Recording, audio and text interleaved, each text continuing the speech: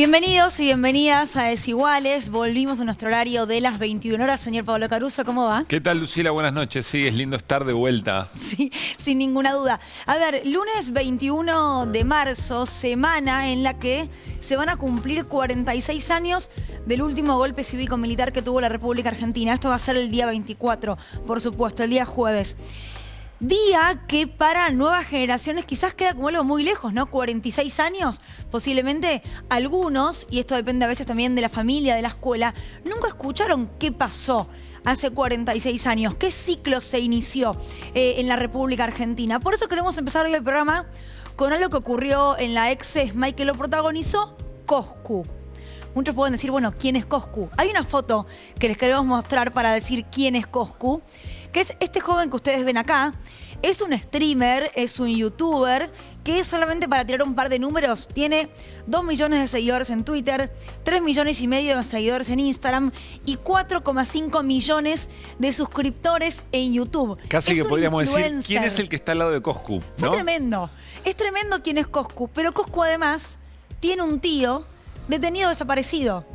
Su tío, que se llamaba Bocha Di Salvo, tenía 22 años, militaba en la Juventud Peronista, estudiaba medicina y en 1977 fue secuestrado y nunca más apareció. Efectivamente. Y hoy lo que vamos a compartir ahora es un recorrido que Coscu con su hermano Pedro y una colega realizan en la ex ESMA. Pensemos, antes de compartir este video, un tramo nada más, pensemos lo que esto significa en términos de lo que está diciendo Lucila. Para algo tan de construcción identitaria política en la Argentina, generaciones que a la que le han narrado, digamos, qué es lo que efectivamente ocurrió en la Argentina a partir del golpe cívico-militar, cuáles fueron sus orígenes, qué pasó el durante, qué pasó después, cómo recuperamos la democracia. Bueno, todo eso, imagínense que empieza a entrar o ha ingresado de distintas maneras en nuestras juventudes, en generaciones futuras. Bueno, en función de quién es Coscu, tratemos de imaginar qué es lo que significa lo que vamos a compartir ahora y los desafíos que abre, por supuesto, para las futuras generaciones y en el presente, lo que significa el 24 de marzo en nuestro país. Está un poco a levantar la mirada, mirar a la familia que está con nosotros. Pero si a mí me conmueve, no me quiero imaginar a mis tías, a mis tíos que ni siquiera pudieron venir.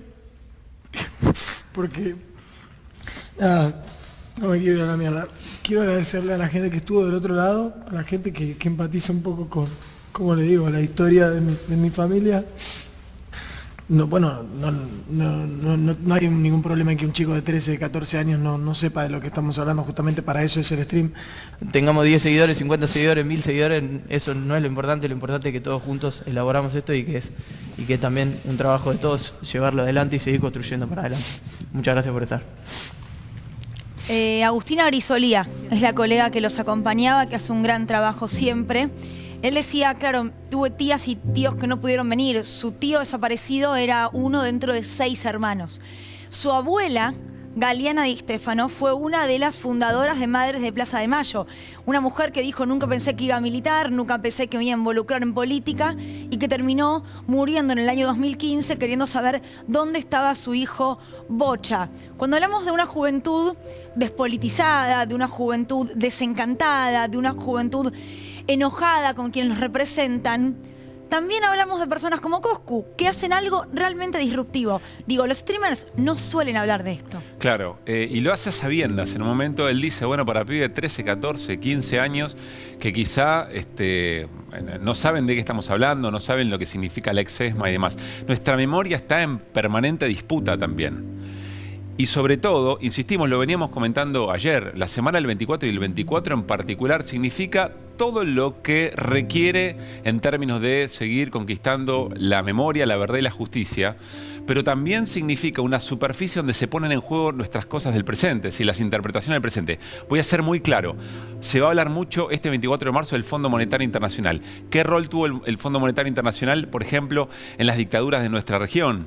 Bueno, todo eso requiere que sigamos dando esa pelea. Y evidentemente Coscu sabiendo quién es y sabiendo la llegada que tiene y a qué público efectivamente le llega, y sabiendo que las juventudes también están estigmatizadas. Se suele decir demasiado fácil que las juventudes son presa sencilla para los sectores de la despolitización, para las derechas, etcétera, etcétera. Bueno, aquí hay una acción política muy clara, hecha muy a conciencia y que creo que nos tiene que invitar a reflexionar sobre todo esto. No es la primera vez que Coscu, que es el creador, por ejemplo, de la palabra buenardo. Así es. ¿Quién no ha escuchado a un hermano, un primo, a un sobrino decir buenardo y que te quedaste medio, ¿qué? Bueno, Coscu es quien introdujo este término en sus videos y luego pegó y quedó. Ya venía hablando de esto, dio entrevistas sobre su vida en la que mencionó a su tío detenido desaparecido. ¿Ha contestado en Twitter alguna vez a alguno diciéndole, flaco, ¿de qué hablas? No tenés idea de lo que es tener un familiar desaparecido. Digo, haciéndose cargo, claro, de la propia historia, ¿no? Ahí sí que es difícil desentenderse. Pero, por ejemplo, Momo, otro gran influencer, compartió esto. ¿A qué me refiero? No es en soledad, Claro. no es sabiendo que del otro lado no hay nadie o que del otro lado hay una caja de resonancia vacía, sino que es sabiendo que del otro lado por ahí hay desconocimiento. Desconocimiento ingenuo, desconocimiento sin maldad. Por eso coincido mucho en lo que dice Pablo. ¿Cuántas veces se señala a la juventud como ese lugar vacío de sentido, como ese lugar de rebeldía sin causa? Y quizás lo que hay es eso, desconocimiento, ingenuidad. Reitero, son 46 años del último golpe cívico-militar. Es una democracia muy joven la que tenemos, 40 solamente. ¿Qué pasó en ese tiempo? ¿Qué pasó con las generaciones que vinieron después? ¿Qué pasó con los que, claro, tienen, y vos lo decías hoy más temprano, lo que hubiese sido un abuelo desaparecido, ¿no? Ya es algo bastante lejano. Bueno, yo celebro, la verdad, lo que impulsaron, no sé quién fue la idea, si de Coscu, del hermano de Coscu, de Agustina o de quién, pero me parece que es la manera de tener bien arriba la bandera del nunca más y de memoria, verdad y justicia. Sí, yo quiero insistir con los desafíos que implica el presente, el cruce entre algo que constituye tanto nuestra identidad política con las cosas que se están discutiendo ahora, porque vuelve a ingresar lamentablemente a la política argentina un actor que no sé si creíamos desterrado, pero no sé si pensamos que tan pronto iba a tener tanto relieve, y es la despolitización. Y es el descreimiento de la política como la herramienta para mejorar nuestras vidas, cada quien piense lo que piense. Esta es una manera también de generar un vínculo, de generar un puente respecto de lo que ha significado todas estas luchas. El 24 de marzo de 1976 no es un lugar en blanco y negro, no es un lugar frío en un libro, no es un lugar quieto, es un lugar vivo, es un lugar que se sigue discutiendo, por el que se sigue disputando sentido. Y bueno, celebramos que esto haya ocurrido y que tenga esta vigencia y esta fortaleza. Nobleza obliga, acá me dice el productor Juancho Agosto que quienes cranearon esta visita fueron la periodista Agustina Grisolía y Pedro, el hermano de Coscu, que es jugador de básquet, también es youtuber, así que bueno, buena idea, ¿eh? Muy, pero muy buena. Jóvenes con muy buenas ideas. Así es. Bueno, nos vamos a la mesa y arrancamos Desiguales, ya saben, programa libre de humo. Vamos a seguir charlando sobre lo que nos ocupa en estos días, tiene que ver con los precios, tiene que ver con las definiciones políticas, pero no queremos dejar pasar esto, no darle relieve, ni más ni menos que además de la televisión pública. ¿Cómo andan, chicas? ¿Qué dicen? Buenas noches, ¿cómo andan? ¿Todo bien? Bueno, ¿qué les pasa, Cande, Jime? ¿Qué les pasa con estas cosas? Además, somos distintas generaciones acá, digamos, sí, ¿no? sí. Vos y yo somos más o menos de la misma, sí, acá más o menos de la misma.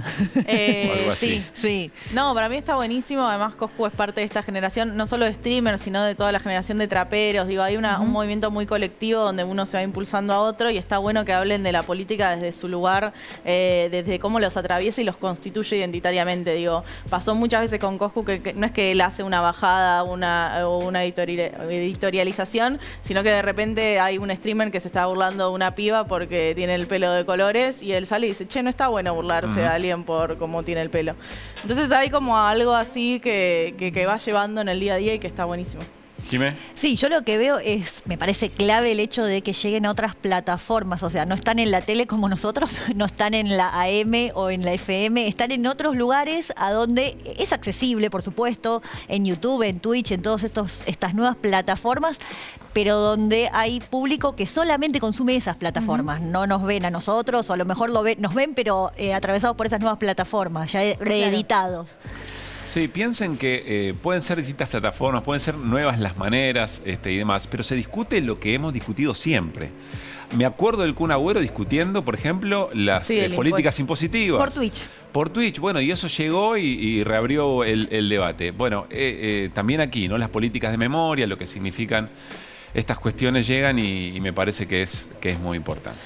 Bueno, reitero, semana del Sí. 24 de marzo, así que seguramente todos los días y el 24 ni hablar, vamos a tratar este tema. Y a ejercitar siempre la memoria, siempre, siempre. Cande, ¿qué tenemos hoy? Bueno, atado a lo que decía Pablo, voy a hablar de cómo sigue la renegociación con el Fondo Monetario, del lado ahora la pelota, del lado del Fondo Monetario, y también la negociación que se viene con el Club de París, que tiene también un rol importante en todos los procesos de endeudamiento de la Argentina, y ahí tenía un dato de color que es como salió en el partido, ¿no?, de Belgrado, que decían los golpes, digamos, de Estados Unidos y de la OTAN, y decía Argentina 1976, ¿no? Ajá, Como el 76, cierto, como el corte, donde Argentina entra en un proceso de endeudamiento muy serio, y de hecho la deuda que tenemos con el Club de París está muy fuertemente ligada a ese proceso. Entonces vamos a hablar un poco de cómo sigue. Jimé. Vamos a hablar de las mesas. Vieron que todo el tiempo se están convocando a ¿Son mesas. mesazas? Mesazas, pero que empiezan a circular los integrantes y además pasa que, claro, no es una instancia muy formal. Una mesa, no es un consejo, no es un órgano partidario. ¿Qué es? Es una mesa. Bueno, y fue cambiando a lo largo del gobierno del Frente de Todos y vamos a estar hablando cuál es la mesa ahora encargada de esta tan anunciada guerra contra la inflación. Bueno, Jimé, a mí hay algo que me preocupa de sobremanera y es que es interesante lo que vos decís. Cómo se han institucionalizado de alguna manera esas mesas a las que se han convocado distintos actores para resolver temas, en general tema precios. ¿No? Sí. En general tema precios. Y la verdad es que por lo menos hasta acá no han dado mucho resultado. Hoy habló Culfas, lo vamos a escuchar en un rato nada más, y vuelve a haber una convocatoria mañana. Dijo que hubo una mesa, que efectivamente se esforzó Culfas en decir que en un momento casi arranca los sillazos. Sí, dijo, hubo situaciones de tensión. Que hubo situaciones de Sí. tensión. Pero bueno, ¿de qué manera las mesas han recorrido el gobierno de Alberto Fernández y qué se puede esperar en los próximos días? Bueno, hasta ahora la verdad no fueron exitosas las mesas sectoriales, Sí. las mesas por programa, por sector, esto de estar buscando casi detectivescamente el salto inflacionario a ver dónde se produce, no funcionó hasta ahora porque depende mucho de la información que les aportan los privados, que Claro. es escasa ante el Estado. Sí, y un poco manipulada, obviamente, por intereses propios. Digo, es lógico Claro. que cada uno siga su interés personal, entonces esa es la importancia del dato público.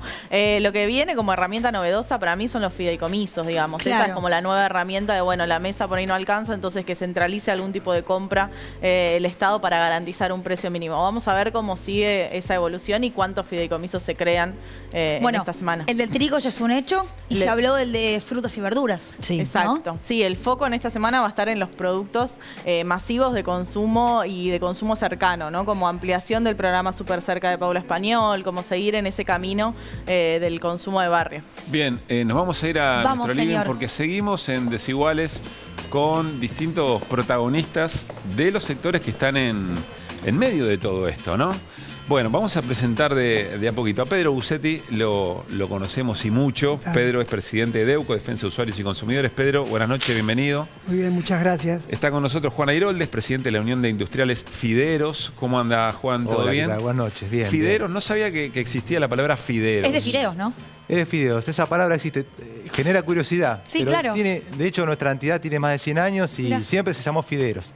Muy bien. Bueno, y está Marcelo Fernández, presidente de Segera, de alguna manera una confederación de empresarios argentinos muy vinculados al mercado interno y a la lógica de la industria nacional. Bienvenido, Marcelo. Gracias, Gara, por la invitación. Bueno, Pedro, ¿sabe qué sensación tenemos aquí en Desiguales? Que de a poco quien patea la calle buscando precios empieza a quedar lejos de las discusiones de la política, de las promesas, de que se va a arreglar, de que los precios se van a retrotraer, que van a bajar. ¿Cómo está viendo la situación desde ese lugar? Bueno, primero una reflexión. Mañana Sí. hay una reunión donde van a haber distintos sectores vinculados al tema de inflación. Una lástima que no nos hayan invitado las asociaciones de consumidores a esa reunión. ¿Qué podrían haber aportado ustedes? Mucho. La experiencia concreta, diaria, de qué le pasa a la gente en la vida cotidiana con la inflación que se desborda, que le quita recursos para comprar fundamentalmente alimentos, cómo vive la gente del segundo y tercer cordón del conurbano bonaerense, que no tiene trabajo fijo, que tiene un trabajo precario, que es cuentapropista, monotributista, mucho para aportar. Y también aportes que hicimos cuando estuvimos reunidos con Roberto Feletti en octubre del año pasado, hace 5 meses, hablando sobre el tema, cuando él tomaba la Secretaría de Comercio, planteamos algunas cosas. Primero, hay una ley, la 26.992, que es la creación del Observatorio de Precios. Una ley que se sancionó en 2014, funcionó algo en 2015. El año pasado se eligieron los representantes de las asociaciones de consumidores y nunca se reunió este observatorio de precios. ¿Pero ¿Para qué sirve? qué podría aportar a esta discusión? ¿Qué podría aportar? Estudiar la cadena de valor de los distintos sectores de la economía y ver dónde están las asimetrías, las desigualdades, la discriminación, como para llegar a alguna conclusión.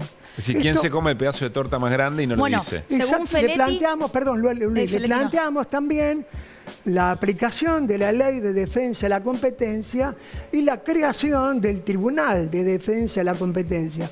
Porque si decimos que hay mercados que están concentrados, oligopolizados, algunos monopolizados, es necesario poner en práctica la ley. Y para eso hace falta crear un tribunal que está en la Ley de Defensa de la Competencia. Bueno, serían herramientas, ¿no? El ministro Matías Culfas, creo que ahora tenemos el corte para compartir, habló de que en 24 horas definirían dónde se da ese desfasaje de dinero, si en los industriales, si en los intermediarios o si en las bocas de expendio, hablando puntualmente de alimentos, pero repasamos lo que dijo Culfas y lo hablamos.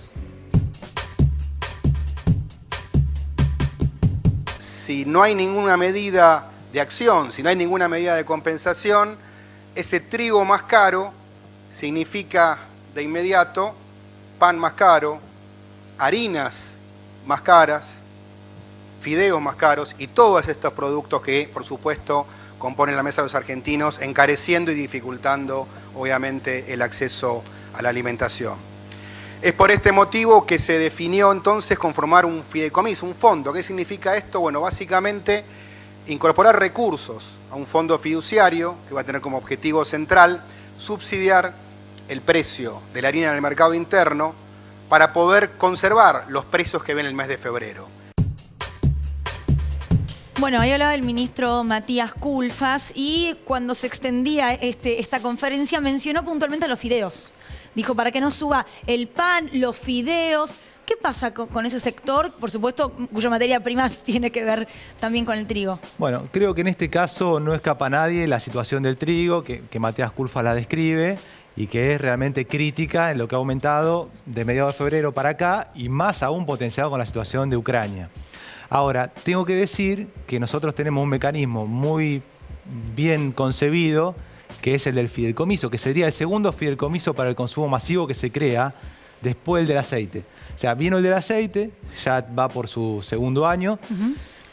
Luego se empezó a pensar en el de fideos y el de harina de kilo a partir de diciembre, que es el que estamos ahora poniendo en funcionamiento, y aparentemente esta herramienta de fideicomiso va a empezar a extenderse a otros sectores. ¿Y cómo funciona hasta ahora? Bueno, hasta ahora funciona bien. Lo que pasa es que todo el andamiaje jurídico, legal, técnico que conlleva un fideicomiso, que es muy complejo, lo estamos terminando de dar forma. Pero básicamente se trata de que el sector exportador de granos, pone dinero en un fondo y ese fondo lo distribuye a las fábricas que vendan a los precios, que puedan demostrar que venden a los precios acordados. Entonces es entre privados, eso le da transparencia y evidentemente si nosotros no cumplimos con lo que dice en la resolución, no nos pagan. Cande, ¿qué querés sumar a esto respecto del rol de un fideicomiso y de cómo viene funcionando? Sí, creo que la novedad tiene que ver con la anulación del decreto el 790 del 2020, donde el paso del 31 al 33% en las retenciones del aceite y la harina pasaría justamente a ese fondo para el fideicomiso para darle un poco más de herramientas y de subsidios, y también cómo es esta estrategia del gobierno de resolverlo dentro del sector, no sumarle subsidios, sino tratar de resolverlo dentro de los propios actores del sector. Pedro, ¿por qué miraba...? No, quería contar la experiencia del fideicomiso del aceite. Sí, funcionó. Fue creada en 2014 por el gobierno de Cristina Fernández. Funcionó muy bien, los productos tenían el precio en el envase y funcionó muy bien. Luego el gobierno de Macri interrumpió dentro de su política económica y ahora se volvió a restablecer. Pero tiene un problema en este momento el fideicomiso del aceite, Pedro? que en las grandes cadenas de supermercados que están incluidos en precios cuidados, los precios del aceite son los que estarían dentro de lo que el gobierno pretende como precio razonable y accesible. Sí. Pero hay un sector de la economía que son los comerciantes minoristas, los de proximidad, los superchinos, los almacenes, las despensas, que no pueden vender a esos precios, porque los precios del aceite que están en los niveles del comercio mayorista son un 20% superiores. Un ejemplo, aceite cañuelas, litro y medio, precios cuidados, 254,54.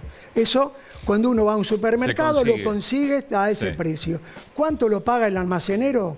307,88. No hay forma que lo ponga al precio cuidado. No hay forma. ¿Y qué falla ahí? ¿Quién es el gran bonete? Lamentablemente, el 65% de los alimentos que consumimos los argentinos son en cercanía. Lo hacemos en los comercios de proximidad. Bueno, ahí hay una falla sin ninguna duda.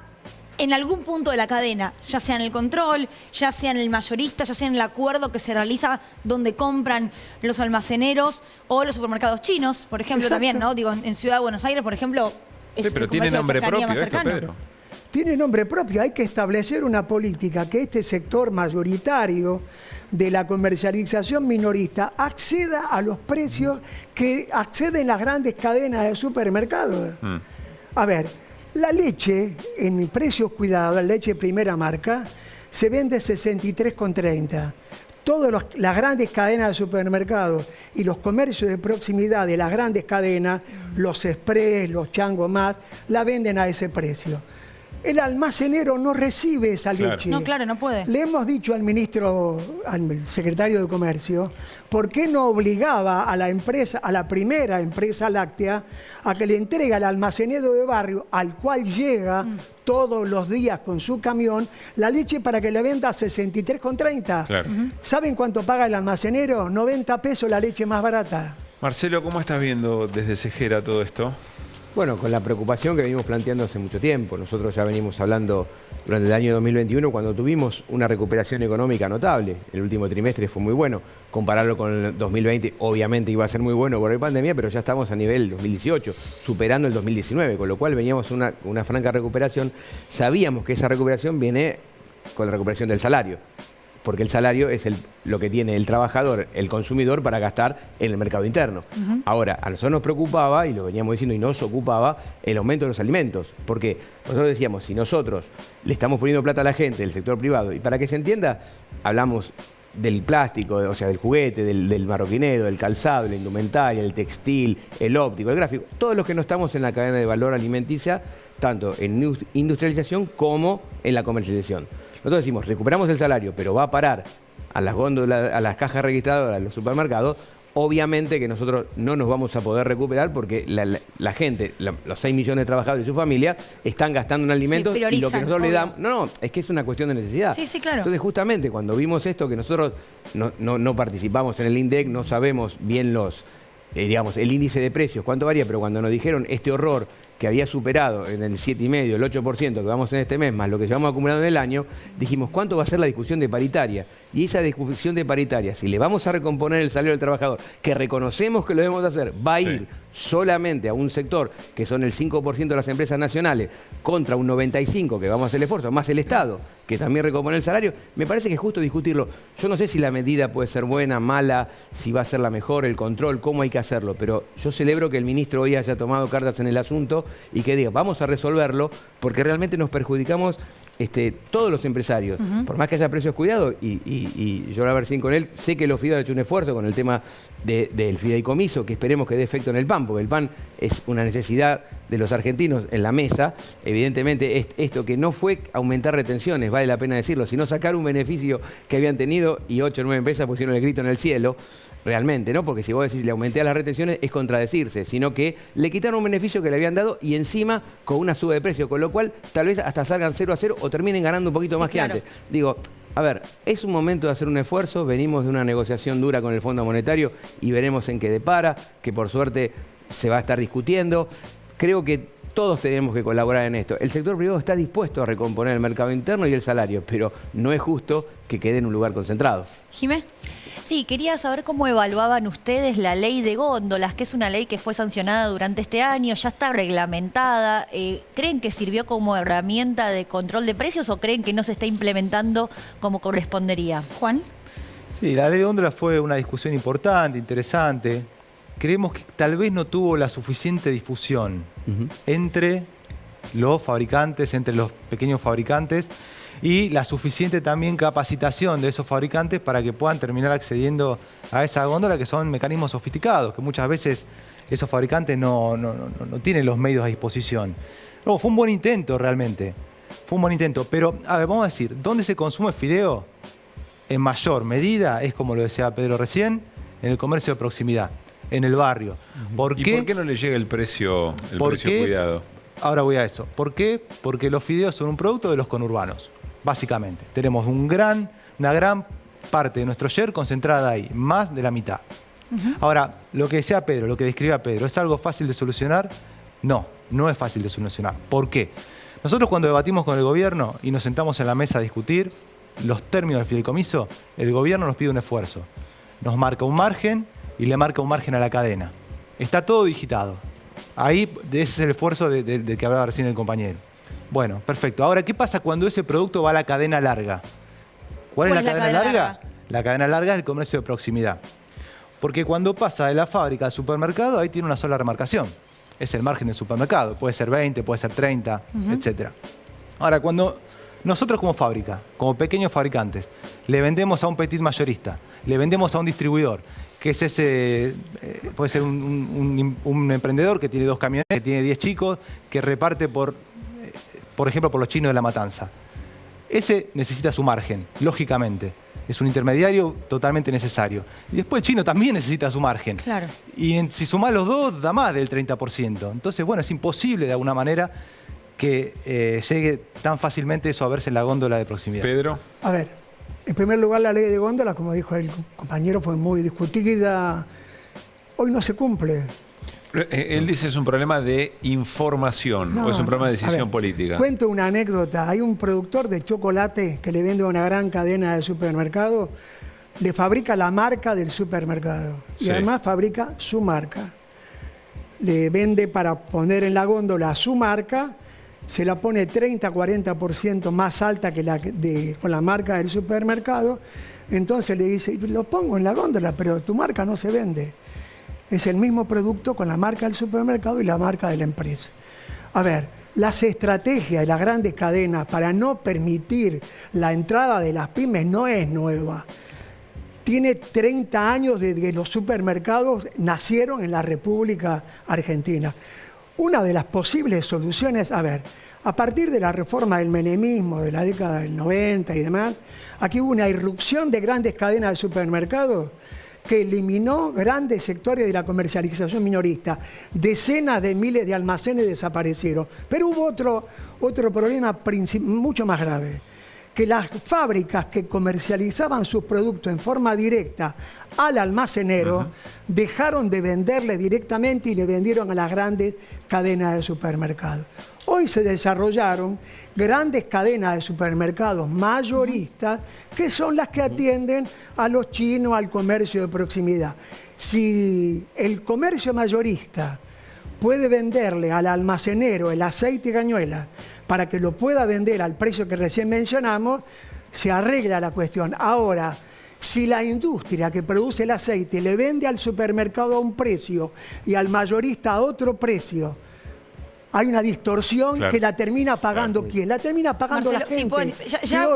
Mira, Pedro, un segundo, ya voy a incorporar porque está en el Zoom, sé que nos está escuchando, a Marcelo Di Betta, a la charla, presidente de la Federación Argentina de la Industria del Pan y Afiles. Ya lo saludo, Marcelo, para que estés ahí en pantalla escuchando mientras...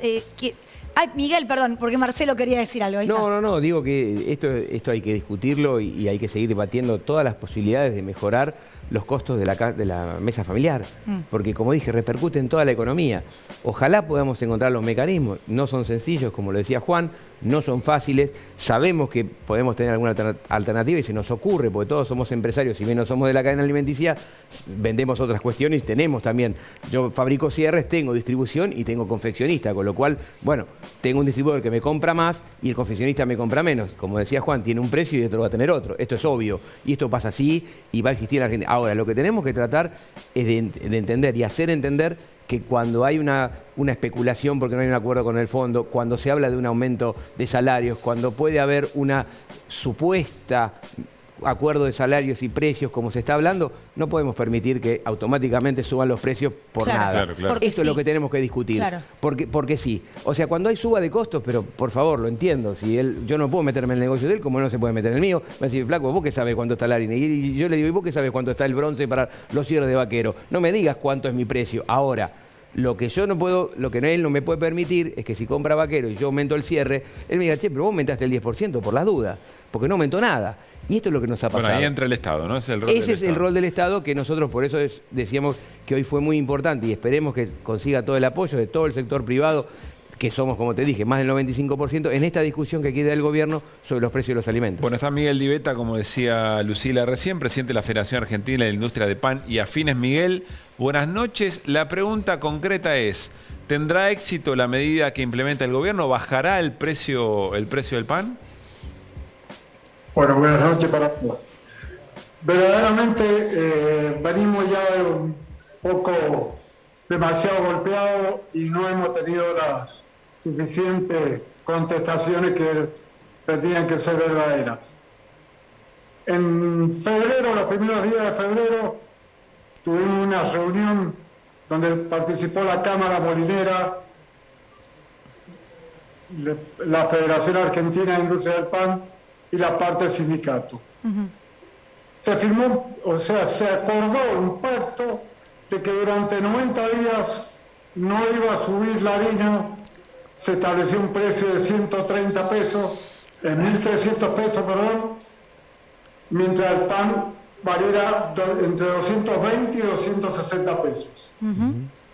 Verdaderamente no se cumplió, ya que primero, mediados de febrero, ya el precio de la harina fue ascendiendo paulatinamente y verdaderamente no sabemos si creer o no creer en esta responsabilidad que tiene que tomar el gobierno, porque acá hay una cosa que ya viene de hace muchos años, tanto el Estado como los molineros verdaderamente no cumplen su palabra.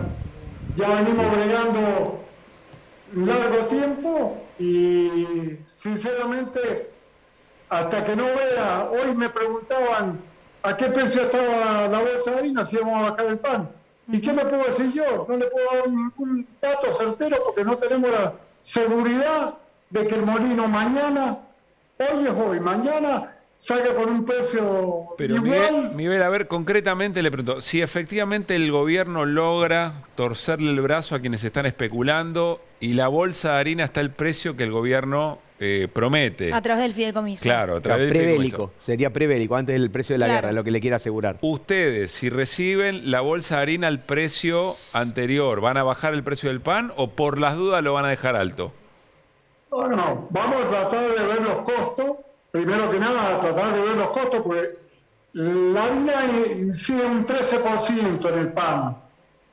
Y las materias primas también han subido una barbaridad, como decían los señores que están ahí. El 13% nada más la harina, ¿y el resto de los costos cuáles son? Sí, las cargas impositivas son fundamentales. Las cargas impositivas son fundamentales para toda la industria, tanto para la panadería como para toda la industria. Pero a ver, Miguel, porque estamos acá también con Juan Airoldes de la Unión de Industriales Fideros. ¿Qué porcentaje es la harina en el caso de los fideos? 45%. 45%. Exactamente. Es muy superior porque tenemos menos insumos y bueno, ahí seguramente Miguel, al ser un local comercial, también tiene una estructura que soportar con esa estructura de costos. No, te lo pregunto porque, Miguel, si es solamente el 15%, el precio de la harina no ve una variación tan grande cuando aumenta, ¿o sí? Sí, lo que pasa es que no es solamente, el pan no es harina nada más. Verdaderamente las materias primas han subido una barbaridad. Y cuando vos entras a sacar costo, Sí. no te cierran. Por eso le digo que volviendo la línea a la normalidad, Sí. sacaremos nuevamente los costos y si hay que ceder la medida, la vamos a ceder. Pero hasta que no nos den la certeza de que los molinos hayan bajado la materia prima fundamental para nosotros, que es la harina, aunque ustedes crean que es un 13%, pero es un 13, un 15%, Sí. verdaderamente lo otro es una Bien.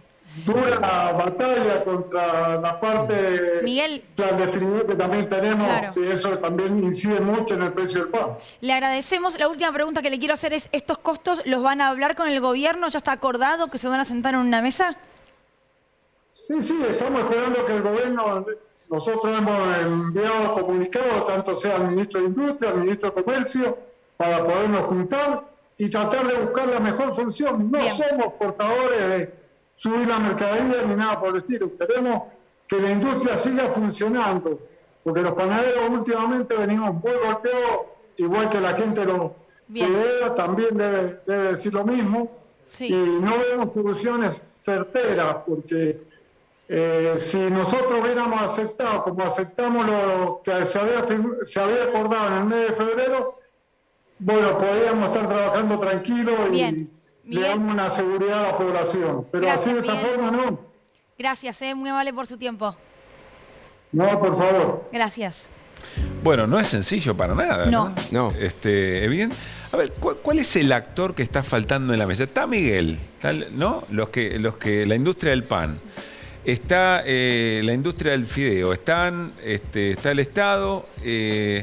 Está el minorista. Están los supermercados.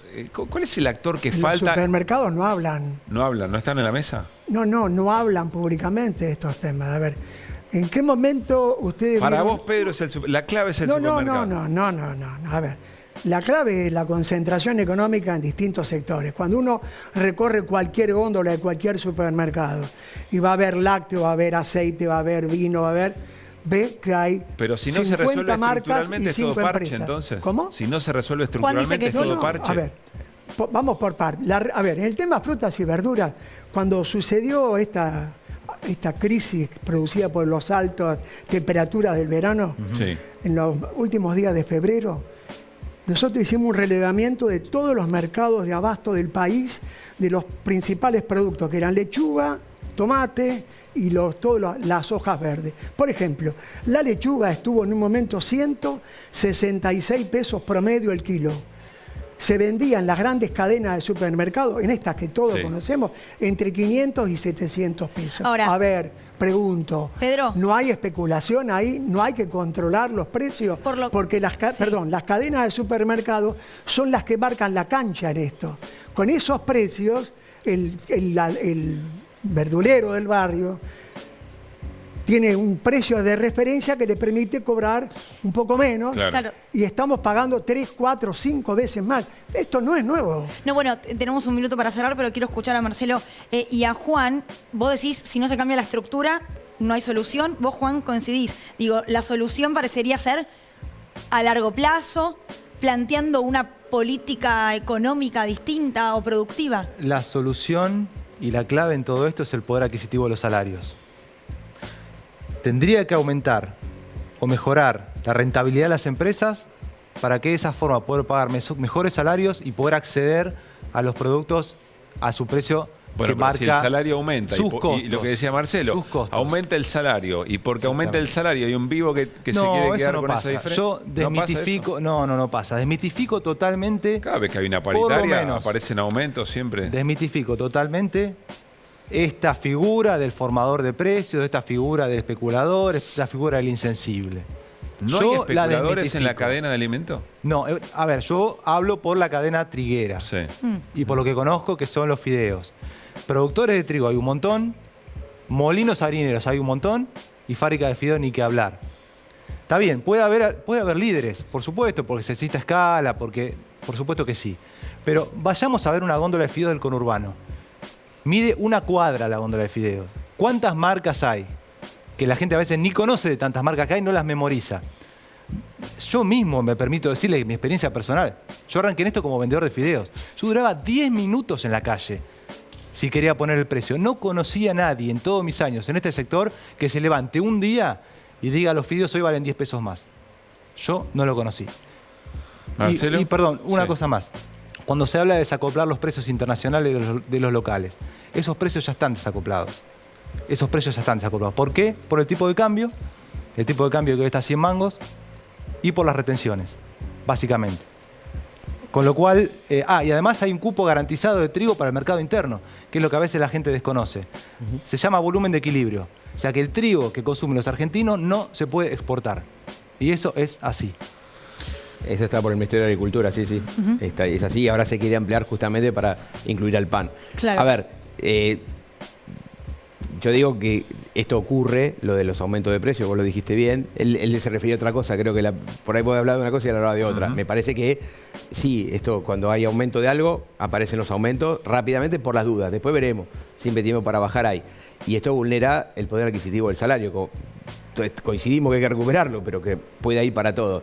Digo, hay una herramienta que se creó que es el Consejo Económico y Social, donde no está representado el gobierno, sino todos los sectores de diferentes rubros y diferente pensamiento ideológico que hay. A mí también me parece, coincido con Pedro, faltan los consumidores. Me parece que habría que tener a los consumidores, están los movimientos sociales, están las universidades, el sector del trabajo, los empresarios, las universidades. Me parece que hay que darle una herramienta al Consejo Comercial de discusión, porque eso fue hecho en el 73, cuando se hizo el acuerdo de precios y salarios de Gelbar y Rucci en el gobierno del general Perón. Me parece que si bien no estamos en esos tiempos, ayornándolo a los tiempos de hoy, pero discutiendo algo previsible, porque los empresarios no invertimos por un gobierno, invertimos por 20, 30 años, no hacemos un negocio para mañana. Necesitamos previsibilidad y creo que un acuerdo social nos permitiría tener previsibilidad. Tenemos que hacer un corte, ya volvemos, quedan muchas cosas picando, porque además hablan de una mesa que es de las tantas que Jiménez seguramente nos va a contar, que el gobierno ya pensó y a ver cómo están funcionando. Pasemos un corte y la seguimos. Uno a veces tiene ganas de entender y terminamos entendiendo menos de cuando arrancamos, digamos, ¿no? Vamos al corte y seguimos con este desafío en Desiguales. Dale.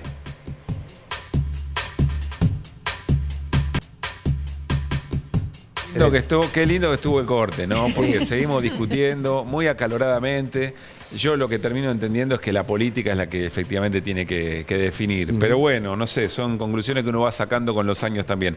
Está vía Zoom y va a ser interesante la charla con Elvio Lausírica. Él es el vicepresidente de Coninagro, que es una de las entidades que conforma además la mesa de enlace. Elvio, ¿cómo le va? Lucila Trujillo, Pablo Caruso en Desiguales en la televisión pública. Saludamos. ¿Cómo está? Buenas noches, un gusto saludarlos. Para nosotros también. Bueno, valoración de la decisión del gobierno de aumentar 2 puntos de las retenciones a los derivados de la soja. Bueno, en este aspecto queremos dejar algo que ustedes lo estaban comentando previamente.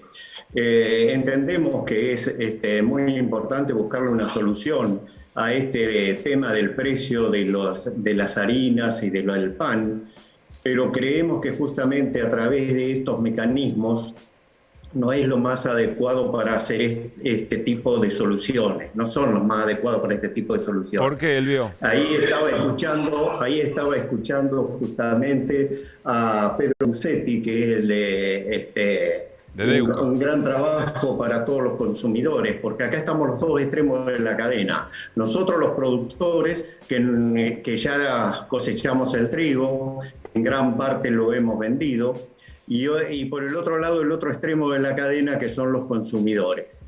Y en el medio tenemos a toda esta cadena. Recién estaba escuchando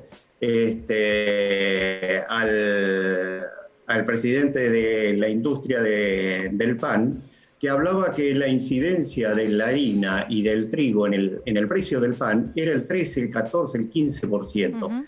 Y que gran parte de todo el precio del pan se debe a gran parte a la inflación y el resto de los componentes del costo. No sé exactamente cuáles serán, pero seguramente que el comercio lo debe tener muy en claro, y más que todos los comercios de proximidad, como recién ustedes lo estaban diciendo, ya que tienen costos de alquileres, tienen costos de logística, tienen costos de distribución, la intermediación, que también esto acrecienta el problema. Y en gran medida, por eso es que decimos nosotros que este tema es muy difícil. Corríjame porque quizás yo estoy interpretando mal. Yo he escuchado a Juan decir que muchas veces los fideicomisos y las ayudas y los subsidios llegan tarde, mal y nunca. Pero, Elvio, déjeme hacerle una pregunta. Por eso es que creo que déjeme hacer una pregunta, Elvio. Estos resultados no son lo ideal. Elvio, le quiero hacer una pregunta para ver si entiendo bien y lo seguimos escuchando. Lo que uno entiende es que el sector exportador ha tenido una ganancia extraordinaria por factores que van más allá de la inversión, etcétera, y que ese es el sector que tiene que poner un poco para tratar de garantizar que al consumidor los precios le lleguen en capacidad de su salario, digamos. Sí, y quiero mencionar, Elvio, un dato que es que en realidad es algo que se había dado marcha atrás y se retoma hasta el diciembre de 2022. Y le pregunto esto porque hoy escuchaba, y creo que tenemos el audio para compartir, quiero que usted nos dé su opinión también, al presidente de la Sociedad Rural Argentina, Pino, de apellido, que habló con Radio Con Voz y dijo lo siguiente. Cuando Mauricio Macri estaba en el gobierno y el ministro de Agricultura era Luis Echeverre de la Sociedad Rural, estaban bajando las retenciones, pero se eliminó ese famoso diferencial porque decían que era un subsidio para los exportadores. Acá el gobierno está diciendo, por una emergencia, que elimine ese subsidio a los exportadores y llama la atención una oposición de los que antes lo apoyaban. A ver, lo que discutimos, vuelvo a repetirle, Jairo, no es la acción. Más allá de que se vuelve a poner en igualdad de condiciones a toda la cadena, bueno, son momentos diferentes, con valores de commodities que vuelan por el aire, bárbaro, igualdad de condiciones, pero no en este contexto, señores. ¿Cuál sería, Elvio, el contexto si no es este en el que el precio del trigo vuela justamente por los aires producto de la guerra?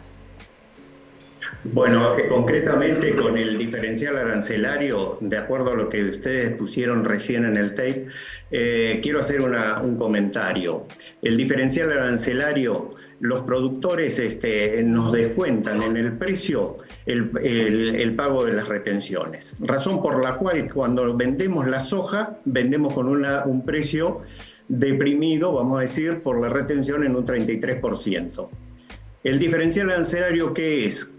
El industrial, cuando vende la harina de soja y el aceite de soja, solamente paga un 31%. Este diferencial arancelario, que fue eliminado en la época de Macri con Echeverre como ministro, se fue colocado, en este caso por el gobierno de Fernández, para permitirle en alguna medida una mejor competencia al sector industrial que daba agregado de valor y que daba trabajo en la mano de obra. Pero si se duplica en 2 semanas el precio, Elvio, ¿quién gana?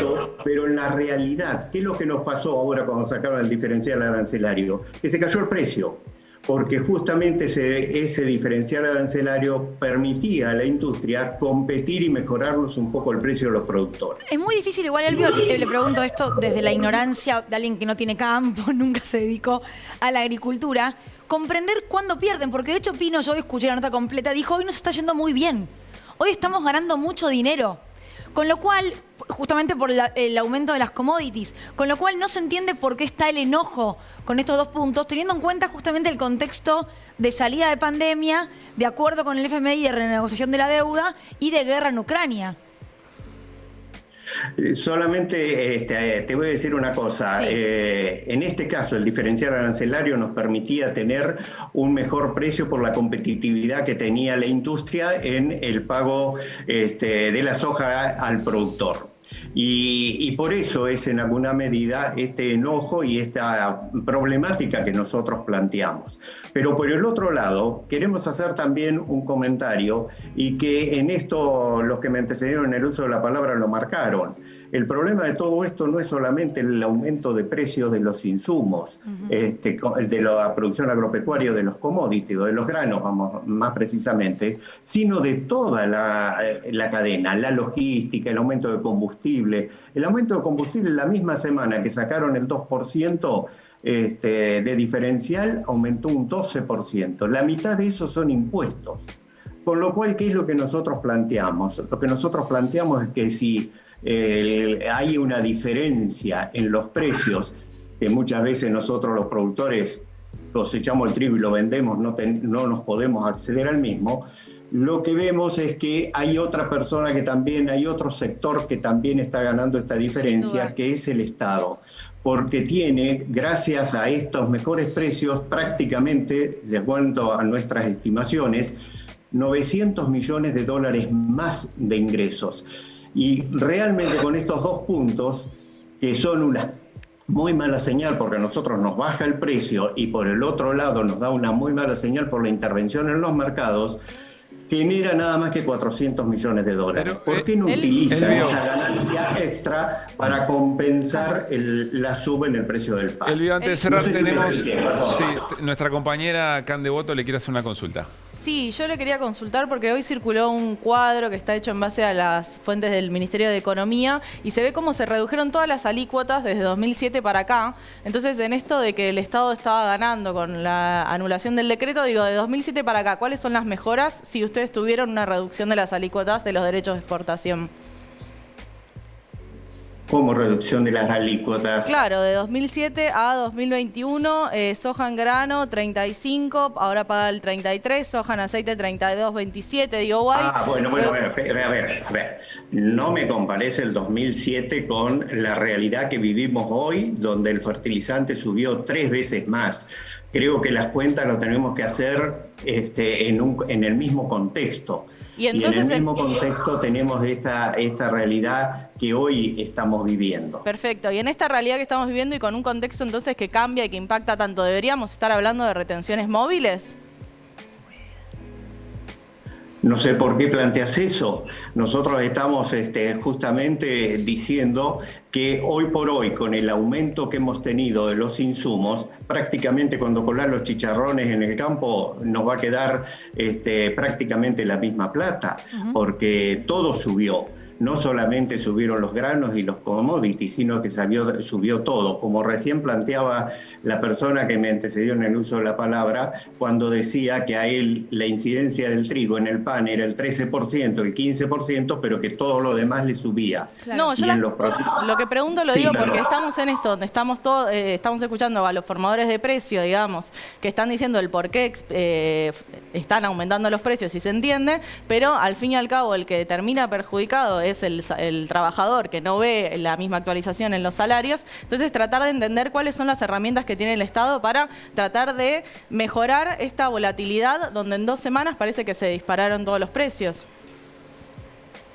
Bueno, te acabo de decir cuáles las herramientas que puede tener el Estado. Va a tener ingresos adicionales por retenciones de 900 millones de dólares, que bien los puede utilizar a través de la tarjeta alimentaria o de las tarjetas de crédito para hacer una devolución de la alta carga impositiva que tienen los productos en la góndola. Cualquiera te puede decir de los que están allí presentes que la menor incidencia que hay en impuestos anda en el 30%. O el 21% de IVA. Entonces, ahí tenés una herramienta donde podés modificar mucho esta situación que vos planteás. Elvio, le tenemos que despedir porque no tenemos más tiempo, pero me gustaría preguntarle solamente esto, puede responderme con sí o con no, si quiere. Si Mauricio Macri hubiese tomado esta medida como la tomó en su momento, ¿la reacción hubiese sido la misma? Bueno, nosotros tenemos la misma posición que tuvimos en ese momento.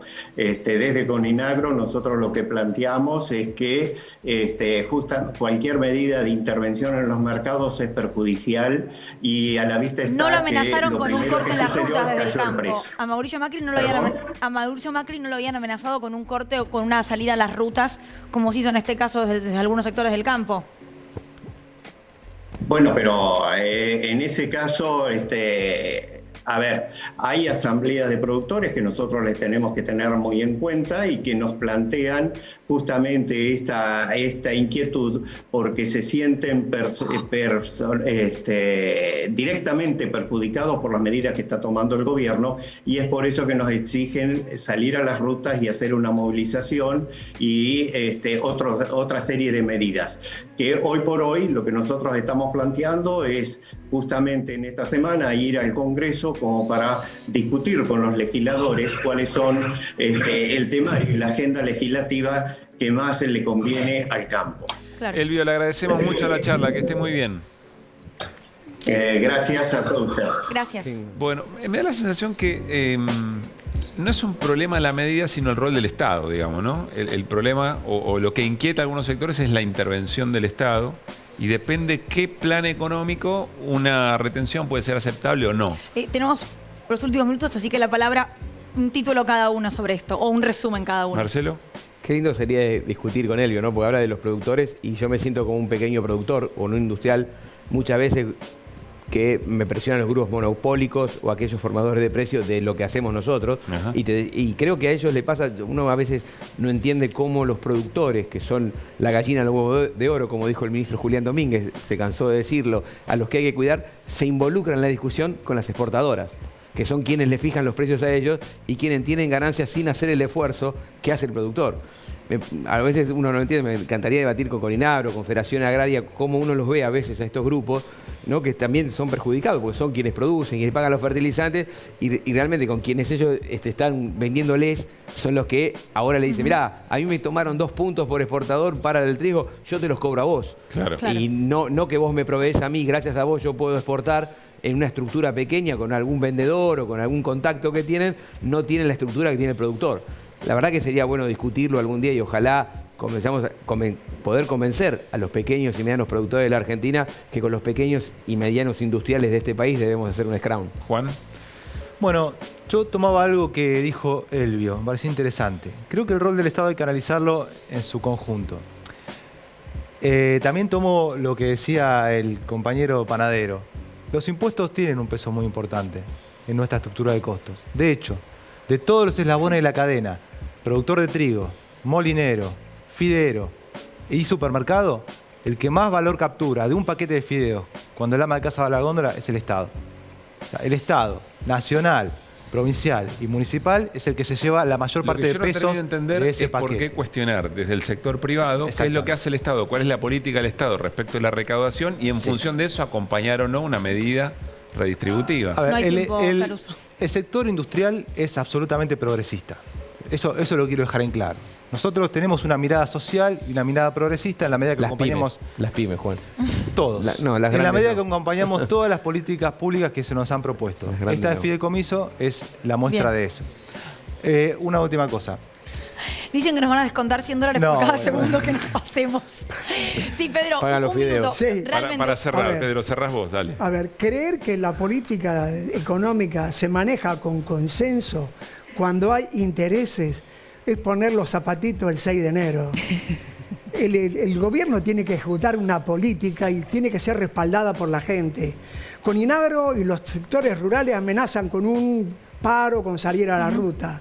Si el gobierno nacional está convencido de una medida, tiene que buscar el apoyo del pueblo que lo tiene que respaldar y tiene que movilizar y tiene que difundir. Bien. Porque la pelea, yo no creo que los grandes empresarios sean progresistas, sobre todo esos que depositan en los paraísos fiscales las ganancias que tienen en Argentina, ¿no? Tenemos que cerrar, me dicen, pongamos los fideos que estamos todos. Eso me dice la producción. Lo pone Juan, los fideos. Que lo ponga Juan, los fideos. Con gusto. Gracias a los 3 por haber venido. Por favor. Gracias, Jimé, gracias, Cande. Nos vamos. Nos fuimos mañana a las 9 de la noche, recuerden, recuperamos nuestro horario y quédense en la televisión pública. Adiós.